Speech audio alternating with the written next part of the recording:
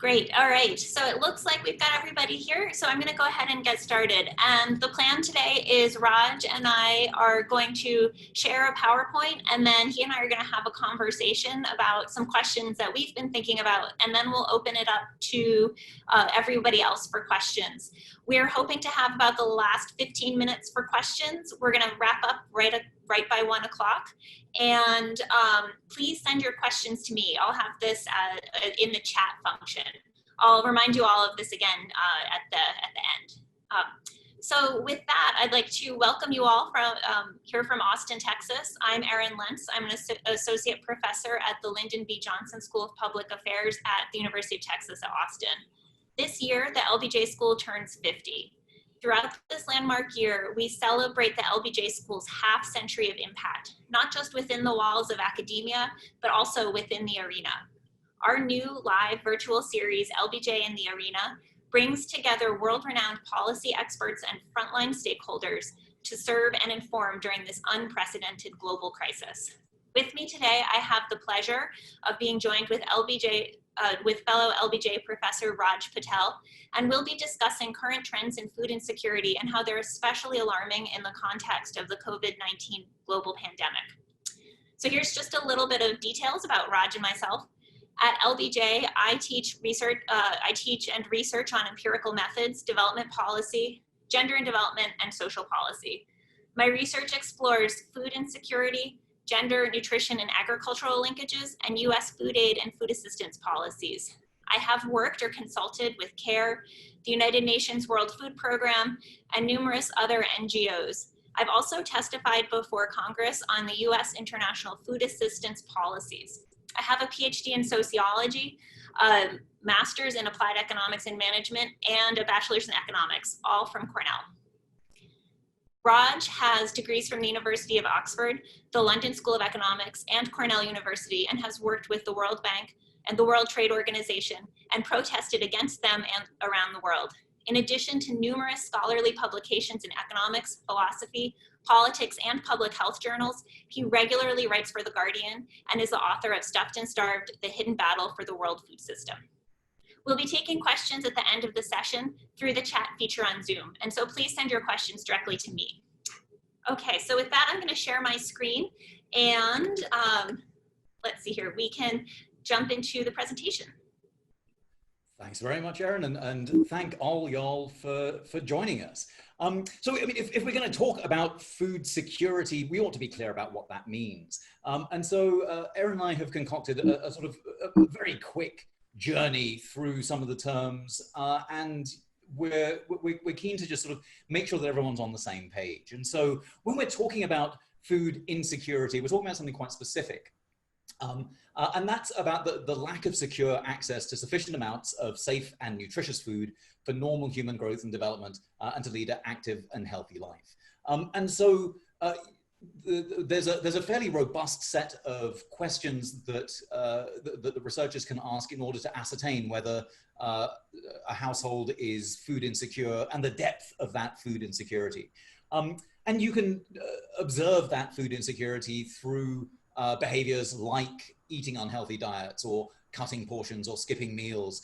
And these kinds of behaviors are ones that Erin and I in our work in sub-Saharan Africa and South Asia and in the United States have seen and have heard from families across the board. And the examples that come to mind are of families where parents will skip meals so that their kids can eat, and kids will see parents doing that, and kids will skip meals so that their parents can eat. And we've seen that in the United States, we've seen it in Malawi, we've seen it in a range of countries. But that's, that idea of food insecurity is a fairly broad measure. Thank you, Erin. Because if you look here to the left, the leftmost balloon here, this is a chart that comes from the Food and Agriculture Organization from their State of the World Food Insecurity Report in 2019. And what they observe here is that if the world's total population was 7.6 billion people, in that population, there are about 2 billion people with moderate or severe food insecurity. And of those, 700 million have severe food insecurity.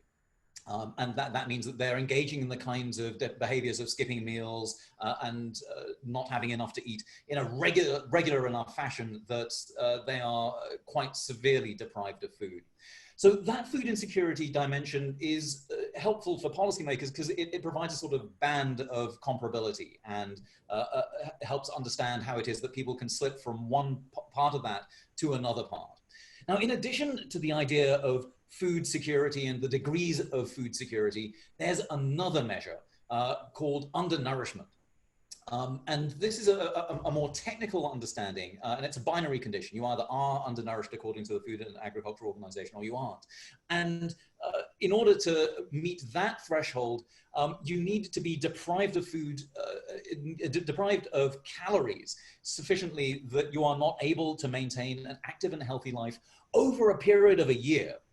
And that idea of undernourishment that must last at least a year if it is to be counted in that bracket is, it gives shape to the idea of hunger. Hunger is such a political word that it has been almost completely banished from the discussions of food security and undernourishment. But close as we can get to understanding undernourishment is the idea that if you don't have enough calories for a year to be able to lead a healthy life, that's pretty much synonymous with hunger. And that is what the Food and Agriculture Organizations understands. When you say hunger, you are deprived of food for that period of time.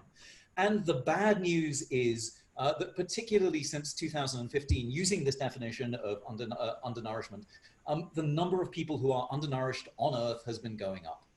And it's not merely the number of people, as you can see here in the orange line, the trends of undernourishment up to 2018, which is the latest year for which there's reliable data. The trend was upward, both in the number of people, 821 million people who are undernourished, but also the trend was not going down for the percentage of humans, the percentage of the world population that's undernourished. That had been on a gentle increase. And the reasons were really around the 3 C's. It was sort of climate, conflict, and capitalism. The climate change has increasingly been making harvests difficult, and we'll talk a little bit about that in terms of vulnerability. Conflict, of course, is another reason that's driving people off land and into very precarious kinds of existence where food is much harder to come by. And then the report in which this particular graph appeared also observed that precarious unemployment situations and an economic recovery that hadn't been a recovery for everyone meant that although the world economy appeared to be recovering and stock markets were doing well, that there was a stratum of people across the world, but particularly in sub-Saharan Africa and South Asia, who were doing very badly in terms of food security.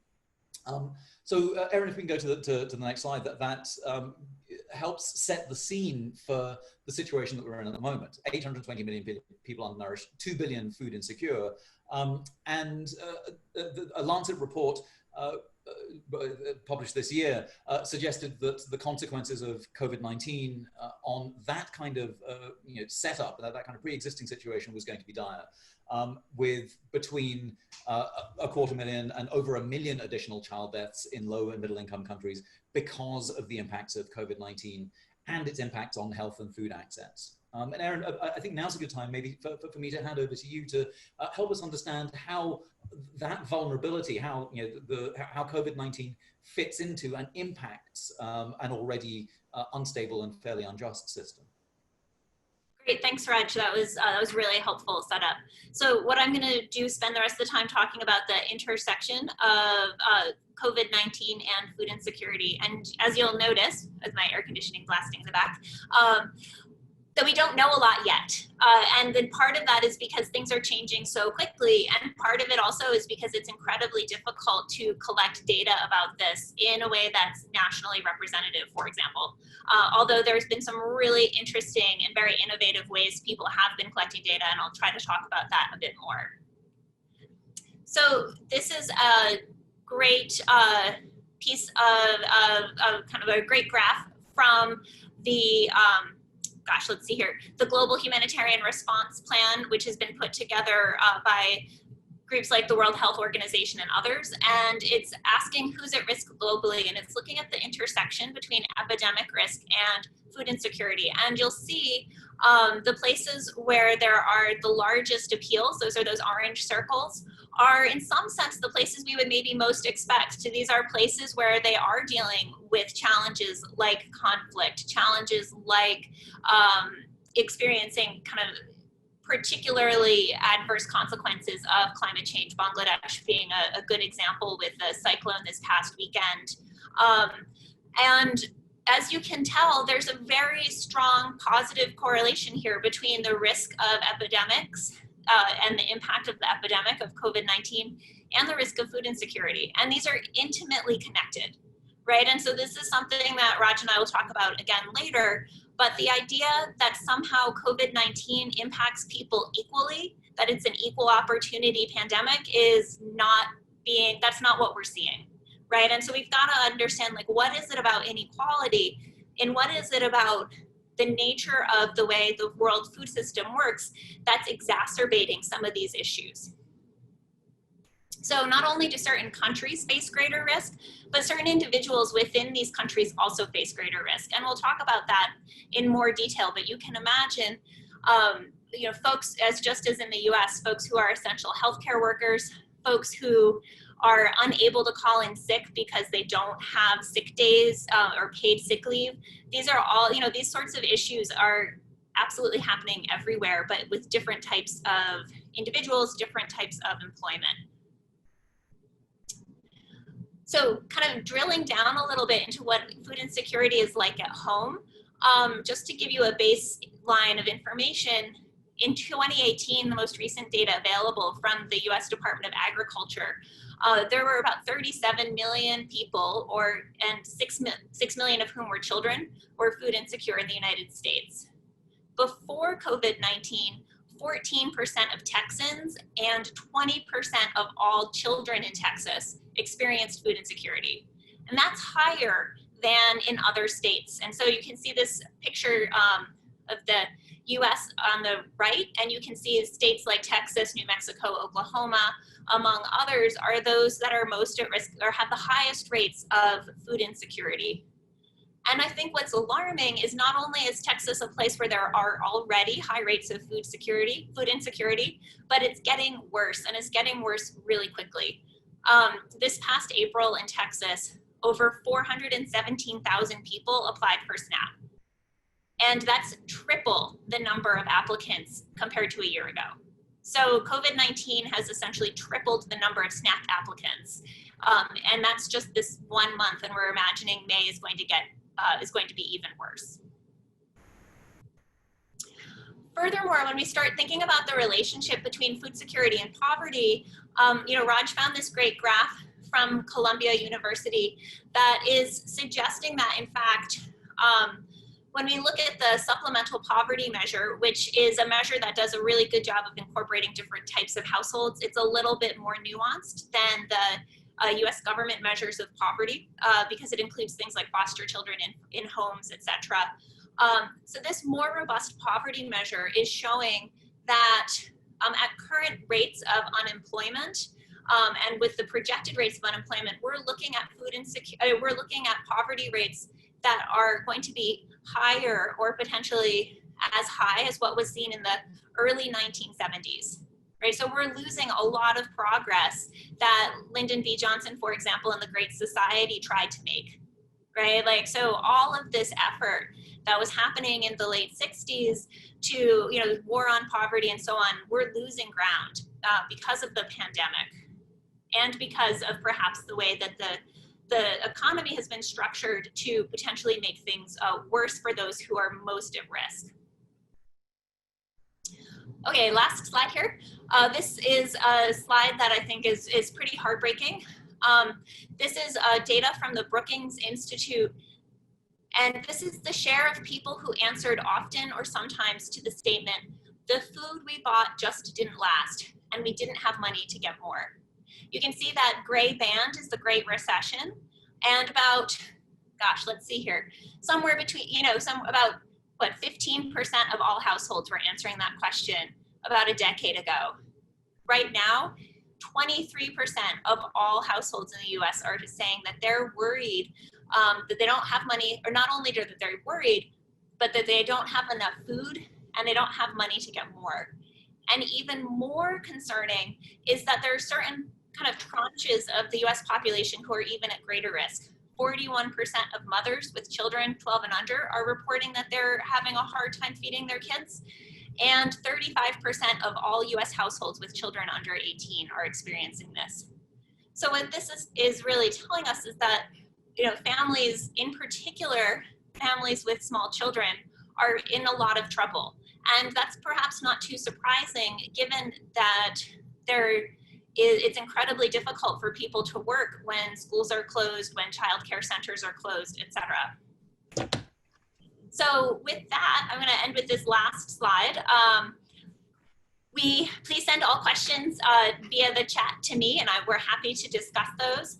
And then I just want to show this last picture, which is a line for assistance from a San Antonio food bank just about a month ago. And as you can see, it was quite long and quite, I think, really showing the sort of the pretty desperate situation that a lot of folks are in. So what we'll do now is I'm going to stop my screen share, and Raj and I will start talking a little bit about sort of some broader questions. So Raj, one of the things that really came up as we were kind of talking through this is, this question, as here we are in a policy school. So what should we be doing now? Well, I mean, it's exciting to be in a policy school that thinks internationally and that can draw from, not merely from good practices in the United States, but has the ambit to be able to look and think internationally. And one of the places that I think has done a very good job in managing this crisis is Kerala. Now, for those unfamiliar with this Indian state, there are 50 million people in a state where where the infection rate has been incredibly low. It's in the death toll is below 1,000, I believe, as the latest figures suggest.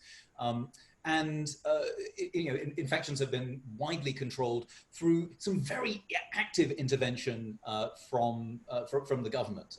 Now, it helps that Kerala's history of communism has meant that there's been decentralized healthcare, so lots of primary care facilities dotted around the state, lots of well-trained and well-educated citizens, and people ready, a public health system that actually had some experience last year with Nipah virus that was that puts the sort of skills and experience in the hands of public policy officials, so that when in January the reports were coming out of China, emergency plans were able to be put into place. And the kinds of things that we can learn from Kerala aren't merely that having the right infrastructure in the first place is a good idea, but also that there are ways that public servants can be redeployed. So school teachers, for example, are being redeployed as part of contact tracing teams.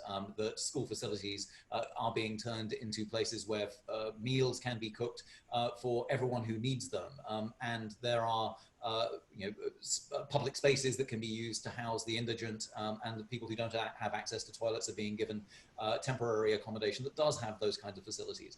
And the government has been pretty aggressive about spending money on the poorest to make sure that people are able to have access to food, but that they remain in quarantine. And in general, what's been very interesting is the process of communication. For example, there's been very good communication through religious communities. And so, whereas in the United States, we've been prosecuting the discussion about whether houses of worship should be open, they've been closed in Kerala with those messages coming from leaders of those places of worship.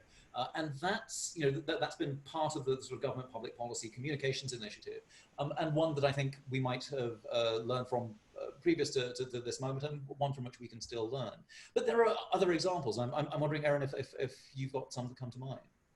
Yeah, so thanks. It's really interesting to think about states that have these well-established social protection programs and so on in place. And I think that it really speaks to some of the value that we've seen of having these established social protection programs in place that can be easily amped up in cases of emergency and crisis. And something that comes to my mind, which was a little difficult to see on our PowerPoint presentation, was that sort of circle in Latin America with the number of food insecure people is actually quite small. And that's changed really dramatically in the past 20 years as there's been this expansion of social protection programming in low-income communities in many Latin American countries. And so I think the ability to kind of have a system in place that supports that is really important and also extremely valuable for addressing things quickly. And so that kind of speaks to the ability to address the short-term issues around food security. And this is an ongoing challenge that I think we in the food security kind of field face, which is, food security is about a lack of food, oftentimes in not enough access. And so the response is, well, how do we fill that gap? And how do we deal with that Band-Aid problem of making sure people have food? But in fact, sometimes what's happening, and probably 99% of the reason why at times, 99% of the time, what's happening is that there are underlying structural problems that are contributing to people's experience of food insecurity. And so when we think about the longer term, bigger picture responses, we need to start thinking about, well, what are the structures that perhaps are making it more likely for people to become food insecure? And so, Raj, this always makes me think of our work with our students in 2015, 2016, when we worked with the city of Austin's food policy manager, Edwin Marty, to examine why food insecurity rates were so high in Austin and why they were specifically so high in a particular neighborhood in Austin, in kind of north central Austin. And one of the things that we learned and we kept hearing about was, yes, people are food insecure, but they're food insecure because it's a lack of adequate transportation, a lack of affordable housing, a lack of safety. All these other issues really compounded together to create an experience of food insecurity. So food insecurity is almost like a symptom. And I wonder if you want to add to that. No, I mean, you've summed it up so well, Erin. I mean, the struggle that folk, for example, in the Eastern Crescent in Austin were facing was, first of all, that Austin had, the liberal bubble that we're in had so self-congratulated itself that it was hard to imagine, as we found through our data and through the Central Texas Sustainability Indicators Project, that at that time, 25% of households in Austin were food insecure. Like a quarter of households in this city were struggling with food security. But you put your finger on it, right? There is that hunger is multidimensional, and that picture that you show of the food bank in San Antonio it's a symptom of the fact that there is a dignified emergency happening among a large number of families in Texas and in the United States and on the planet right now. And that right now, that kind of emergency food aid is absolutely necessary. But that emergency is is an extension of a multidimensional crisis in housing, in representation, in transport, in access, in wages, in healthcare. And that in the longer term, you can't solve hunger with food. That actually the crisis of food security is a deeper crisis of employment and of what the economy looks like. And that's why it's been rather disheartening to see, for example, when the United States Department of Agriculture, which administers the SNAP program, the Supplementary Nutritional Assistance Program, which is what used to be called food stamps. The USDA is pushing hard to impose work requirements on access to SNAP, and although that was struck down last month, the USDA has vowed to appeal to ensure that there are stringent work requirements to be able to access SNAP for able-bodied Americans. And that seems to me ill-advised for a number of reasons. First of all, of course, it's unthinkable in a time of COVID that we shouldn't be able to provide for the hungriest Americans. But also, if we're thinking medium to long term, then actually the system wasn't working. We were barely able to get back to a situation where 40 million Americans were food insecure. And we're resetting all that progress, as Erin, you pointed out, and merely returning to imagine that the policies that were doing a crappy job before, pardon my French, shouldn't be what it is that we reimagine us returning to in the future. So I'm not seeing the kinds of commitments to ending hunger from the government that I'd very much like to see. And the kinds of solutions that Austin could imagine doing previously were solutions that any city can try to do, and to try to lower the barriers to people accessing SNAP and accessing healthcare, and urging employers to treat their employees well and push for living wages, although that we were preempted in that by the state government. But this does demand state and federal action. Cities can't do much by themselves, and it does seem as if at the state and federal level we're lacking that kind of leadership and vision. Yeah, I agree. And I think that's a really great point. And so some of the questions that have started to come in, we've got other questions we want to talk about too, but there's some great questions that are coming in that are directly relevant to this, but asking at not the Texas scale, but at the national scale. And so let's see here. I don't want to miss particular folks, but there's a great question here about, let's see here. COVID-19 has underscored the multiple holes in the US social safety net. To ask the historical question, what's produced the underlying structural problems in the US? Is this a story of politicians and policymakers abandoning the Great Society? So that's one question.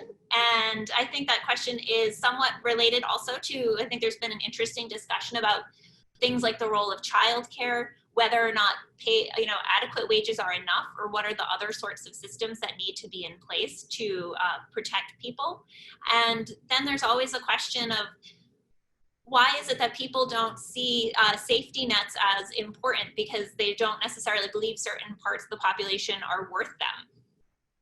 So that's a whole bunch of questions kind of all rolled up together. And I don't know if you want to tackle that first, or you want me to try.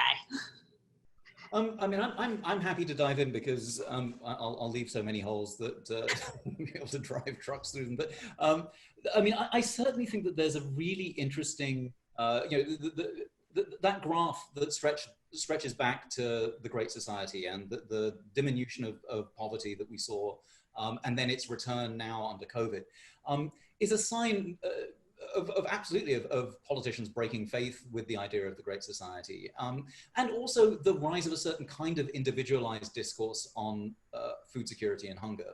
And even our language, and we've mentioned this before, but the sanitizing of hunger out of the language of food and food insecurity is a symptom of how it is that we are turning families who are already trying to work and who are already doing absolutely everything right to make sure that they and their children are getting fed, but still are unable to put enough food on the plate.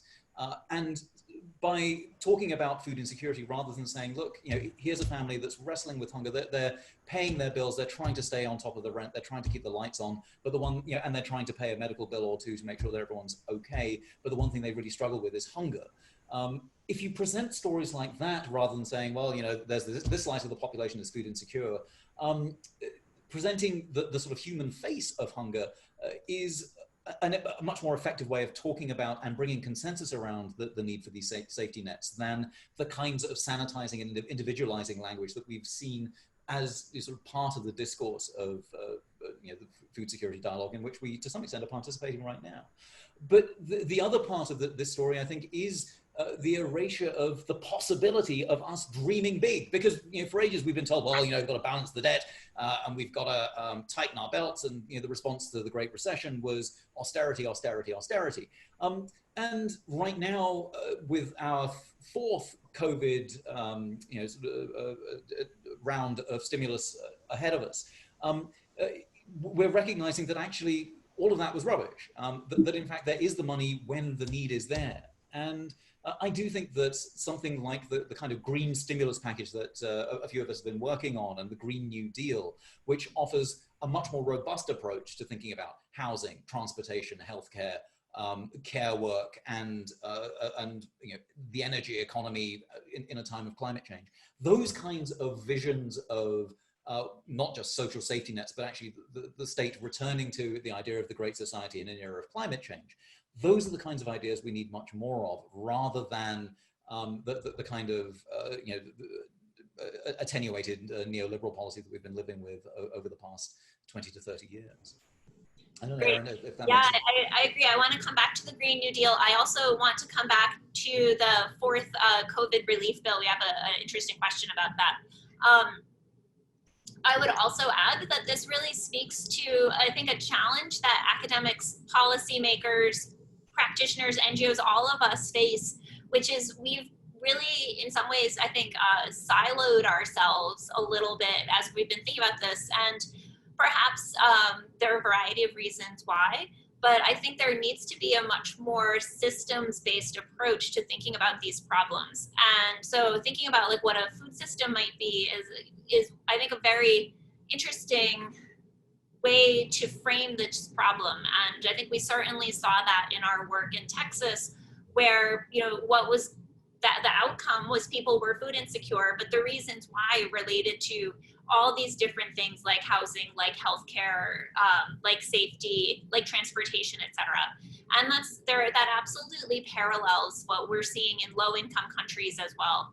Questions around people making trade-offs between, affordable healthcare, sending their children to school, having enough to eat, being able to find work safely, etc. All of these things play in together, and all of them are also linked to the vulnerability that climate change also introduces and exacerbates the sorts of stressors and risks that people face. And so I think we need to kind of step away. And this has been hard for me as someone whose entire career has been food security.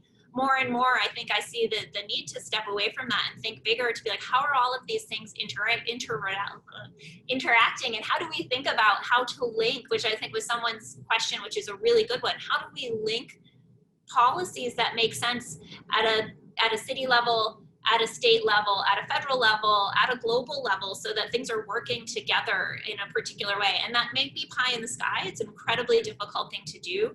But I think that bigger vision and bigger picture thinking is absolutely required. And I think the pandemic shows us this. And I would hope that we don't lose this momentum, because I think issues like climate change, which are a little bit more slow moving, but as important, if not more, are also suggesting the need for that. Well, actually, Erin, can I press you on that a little bit? Well, not press you, but just ask you to join the dots here, because I mean, insofar as the United States, if we look at where it is that death tolls from COVID are highest, it overlays with histories of racism and of colonialism. I mean, and you can see that it's predominantly people of color who, as far as the data suggests right now, are suffering the brunt of this, and it is low-income communities that are suffering the worst. And in talking about the vulnerability of communities to hunger, and in talking about who it is that is most vulnerable in the United States or globally, you've done work on that, and you've been tracking that. And I'm wondering if you can maybe help us think through not just who it is that is the most vulnerable, but how it is that they're produced by this system. Ooh, it's a hard question to answer in a snippet. I will try. So I think that, I absolutely agree that there's a long legacy of racist housing policy, racist health policies that are contributing to these different levels of mortality that we're seeing in the US, which is, I think, really drives home the fact that crises are never equalizers, right? Crises always exacerbate inequality. And I think that were these inequalities not there to begin with, then, we wouldn't be seeing the same sorts of outcomes that we are. And then furthermore, I think as we're thinking about beyond the US, certainly there's been a lot of concern about what COVID-19 might be doing to particularly women facing the risk of gender-based violence. This is absolutely also the case in the United States. But this sort of systems where there's this kind of, you know, underlying patriarchy, underlying perception that gender-based violence is okay, or even if it's not okay, but it's only okay in times of stress. Like here we are in this moment of stress where things are just absolutely amplified. And so I think that there are particular, particular attributes of social norms of, as we go back to, you know, the way economies work, as we go back to the way government policies run, that can particularly influence adversely some populations more than others. And I think I have a good colleague, Joanna Upton at Cornell University, who's been doing some data collection in Madagascar, and she has found that the rural economy for day labor in rural southern Madagascar has collapsed. And so a year ago, about 30% of people in her sample were doing day labor, and this was really helping them make ends meet. And as of April, the number of people, or the percent of people able to access day labor has dropped to 4%. And so what's everybody doing in these places to make ends meet, right? And why is it, this comes back to a broader question that I think someone asked, why is it that things are so precarious for this particular population to begin with? What's happened so that they are so on the margin, and then we're seeing these small pieces just tip, or these crises just tip them over. And I think it comes back to questions, as you mentioned in Kerala, of access to, equitable access to land, systems of, you know, high quality free education, access to healthcare, access to decent childcare. All of these sorts of things, these social policies need to be in place to protect people. And of course, it brings this really difficult question, which I think someone raised earlier, which is, you know, is hunger endemic to the economic structures that we have chosen, right? So is there an acceptable level of either hunger or food insecurity that we're willing to accept? And is there some number that we can point to and label as a success, right? Like, is it like, oh, we get back down to those 30 million Americans, like, is that a success? And I think this is a question that I think is really makes us grapple with what we want as a society. I'm not sure if you want to comment on that, or just be like, oh. No, it's very interesting to me that, you know, we have the Universal Declaration of Human Rights. We have Sustainable Development Goals for 2030, and both of them are about zero hunger, because it is widely understood by people of good conscience that hunger is a bad thing, and that no one should suffer it, and that any level of hunger is not okay.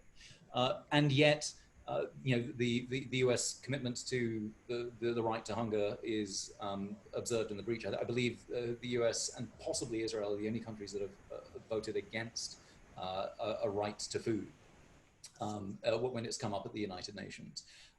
And I think that that's a travesty. I mean, I do think that insofar as one can answer the question, what's the acceptable level of hunger, the answer has to be zero, because anything other than that is unconscionable. But I do think, you know, it's interesting that this crisis, as you say, tends to, you know, although crises tend to magnify inequality, and I do, you know, I can see the pigs at the trough here, you know, reaching for government handouts. There are occasions where things can flip the other way. And one of the surprising examples for me is Australia, where the right-wing government has made childcare free. Now that they did this reluctantly and have flagged that it might be a temporary measure. But that's an interesting step in the other direction, and a step in the direction, it seems to me, that does start to recognize patriarchy. It does start to recognize the value of women's work. Now, of course, that, you know, that's a baby step, and no one can imagine that patriarchy is over in Australia. But I do think that there are moments here where a different kind of thinking is possible, despite the efforts of, for example, someone has asked this question, despite the efforts of you know, the sort of hegemons of the aid industry to point us in a different direction. There was an op-ed that was circulating, co-authored by Tony Blair, for example, in which there was a call to deepen ideas like the green revolution in Africa, And the idea here was, yes, we're in a time of great transformation, and really what we need is more fertilizer and improved seed to improve the lot of folk in sub-Saharan Africa, and that's going to help people get out of the situation that they're in. But everything that you've just pointed to, Erin, is an indication of how it doesn't matter how much fertilizer and good seed you have. The problem is a structural one. It's about structures of access to land, and the need for land reform, the need for broad-based social services, the need for transformative approaches to international development that are not about extracting resources from the global south to pay off onerous debts, but much more about helping the global south transition into the kinds of fossil fuel free or zero carbon economies that we need to be thinking about in terms of not just energy, but agriculture and the future of the planet.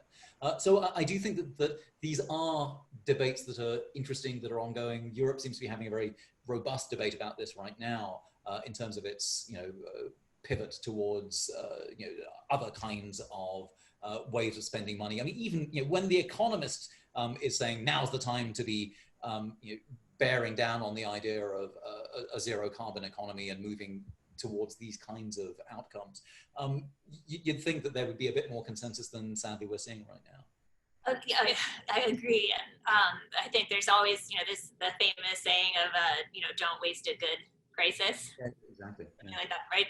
Big opportunity to change, and hopefully we'll get there.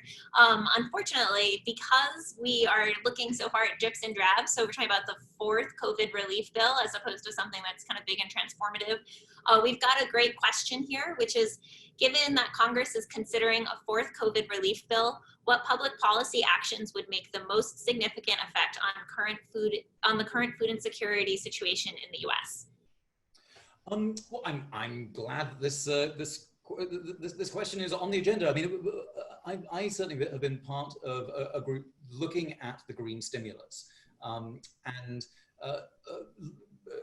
negotiating with certain forces in Congress to be able to include ideas that are not just about expanding SNAP and expanding healthcare and putting moratoriums on rents and demanding sort of rent holidays, but also thinking about how it is that income and assets need to flow into the most vulnerable communities. And at the moment, of course, we've been seeing how America's richest have been making out rather well out of the stimulus packages. The green stimulus is very much geared towards ensuring that as the next round of stimulus spending moves ahead, that we have this multifunctional approach to understanding how hunger is propagating through America. So certainly, expanding SNAP and expanding support for the short supply chains of sustainable farming, all of that is tremendously important. Protecting workers in the front line and ensuring that they have access to the kinds of safe equipment, hazard pay, and safe working conditions that are needed for our food system to move forward in the intermediate, to the short to intermediate term. All of that is part of the green stimulus package too. But we do need to be laying the foundations now for what the economy looks like after this fourth wave of stimulus goes ahead. And so beyond making sure that everyone has enough money to be able to pay for food and to make sure that people are able to access SNAP without worrying about work requirements, expanding SNAP, expanding the amount of money that's available through it, expanding healthcare so that no one has to make the trade-off between health or food, rent moratoriums, and then thinking much more about what a future employment base looks like from an economy that is approaching, exceeds 20% unemployment and looks like it might be heading towards 30. All of these are part of a systemic package, and I'm very happy in the chat to send a link to that, because I think it's a package that recognizes that hunger is is a symptom of this broader sort of structure, and one that needs to be addressed structurally.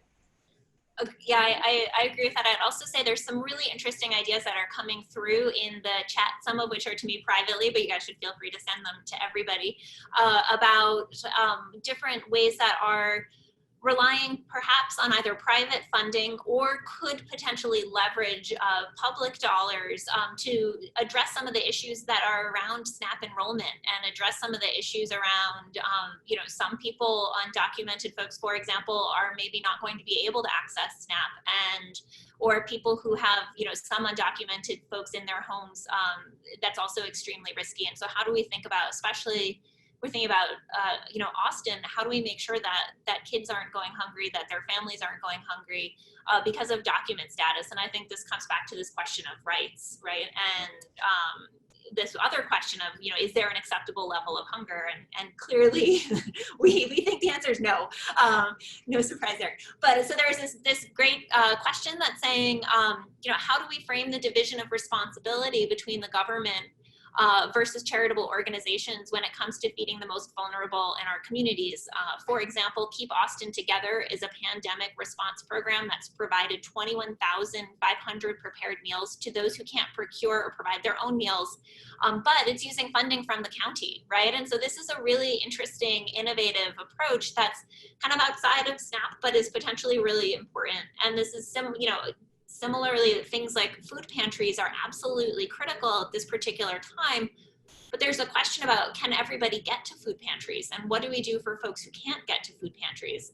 And how do we support them? And I think, you know, in some ways, these are, you know, I think innovative thinking around these sorts of questions, we have a real opportunity here to figure out ways of reaching the most vulnerable who perhaps are not going to be as easy to reach through some of these more traditional channels.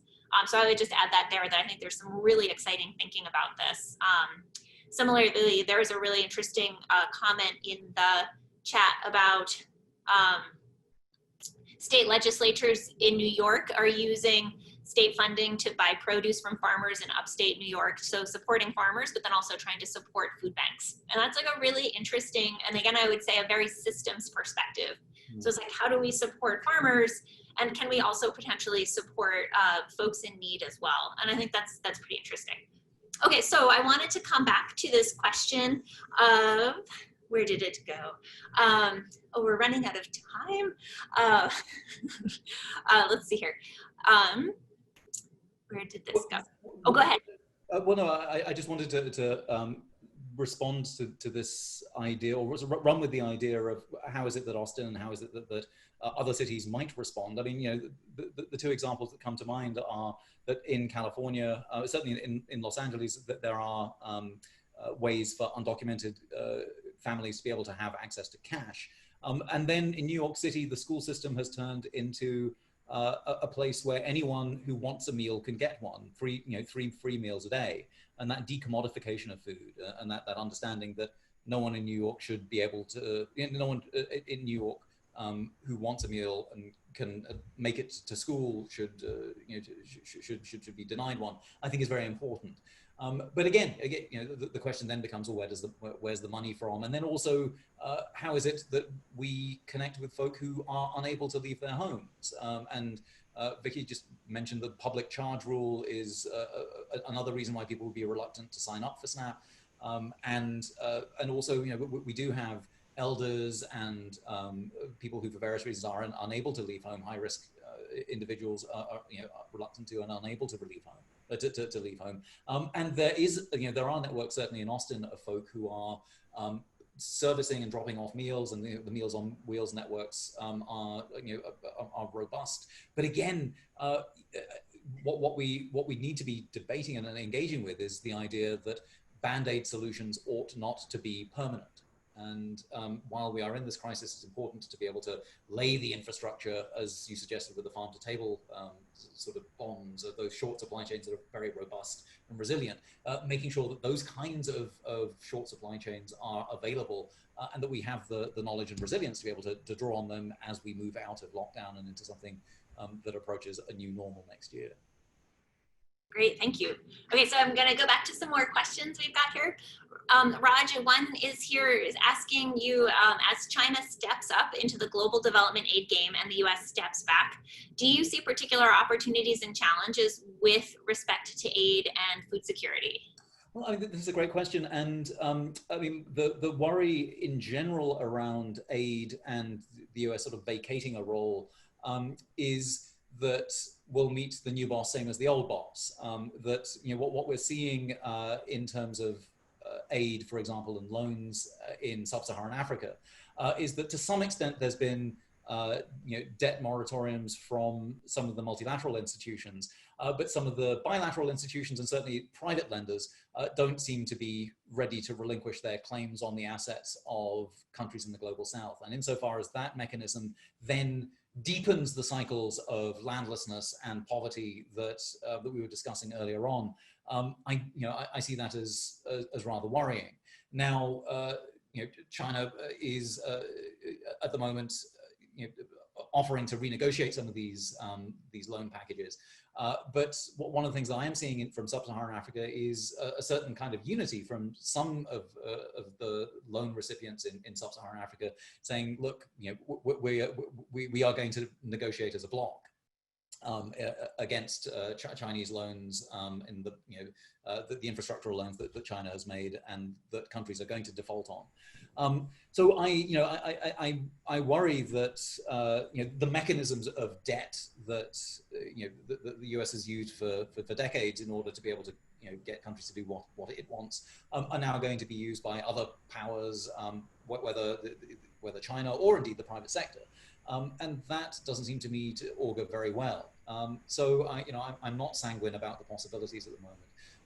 But I'm hopeful that in the process of this debt restructuring that we're seeing, at least at the multilateral level, that we may see sub-Saharan African countries at least band together and realize that their interests may lie in defaulting so that they can renegotiate on terms that they decide rather than their creditors do. Cool, great, thank you. So we have another question here, which is asking, let's see if I can find it now. Has anyone looked at food security in relationship to population growth and control? And so I think I would say before I answer, that's a much bigger question, but I will say there's been a lot of concern about diversion of funding for basic health care to support COVID-19 relief efforts. And so this is a really tricky, I mean, I'm not a physician. I don't know what the right balance is. But I think as countries are faced with more and more COVID-19 pressures, we're seeing immunization rates drop. We're seeing women's access to reproductive health care fall. And I think that there's potentially a knock-on effect where, again, the folks who maybe rely most on these sorts of services who are, needing those immunization and vaccine campaigns, et cetera, these are the folks who are going to be at greatest risk once COVID-19, hopefully, knock on wood, is under control, for other sorts of health issues later. And so I think there is this real challenge where how do we not be short-sighted about healthcare delivery that we need in general, including women's reproductive health care. So that's one piece of a small part of a very big question around the relationship between population growth and food security. And I don't know, Raj, if you want to pop in on the broader piece, or you want me to keep going? I do. Well, I also have an eye on the time, and I realize that we need to be making some oh, yes. remarks. But I mean, insofar as there's something to say around the idea of population growth. I mean, what the crisis of food insecurity, or the crisis of hunger, let's call it hunger, shows is that the population isn't so much the problem as poverty, and certainly if you're concerned about population growth, then know that one of the best ways of addressing that is through women's empowerment and girls' education. And that if we're interested in the kinds of systems that are propelling the planet towards unsustainability, it's more about unsustainable consumption than it is about people having kids. And that's perhaps a little more controversial than it needs to be. But I do think that ensuring that there is not merely food on the table, but education, and that there is an end to these sort of structures of domination, particularly of patriarchy.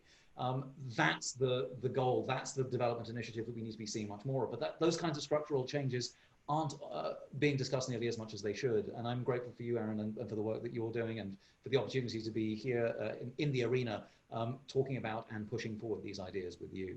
And I wonder if I might hand over to you for any final words you might have for us. Yeah, I think that's great. Thank you. And so I'm just looking at the time here. It's almost 1 o'clock, and so I think we're going to get ready to wrap up.